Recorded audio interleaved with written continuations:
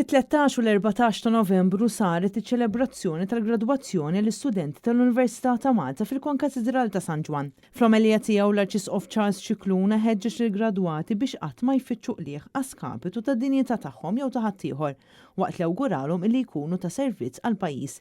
Dan billi jħadmu l-intelligenza tagħhom bi spiritu kritiku illi jażel it-tajjeb mill-ħażin.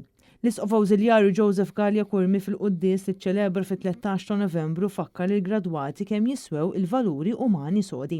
Huwa saħaq li dawn il-valuri għandhom jgħinuna ma nkunux kompliċi fil-qerq, fil-korruzzjoni u f'dak kollu li jnawwar is-soċjetà, imma fl-istess waqt jgħinuna biex naħdmu ħalli nagħtu sehem għal soċjetà ġusta li tirrispetta l-ħajja u d-dinjità tal-bniedem.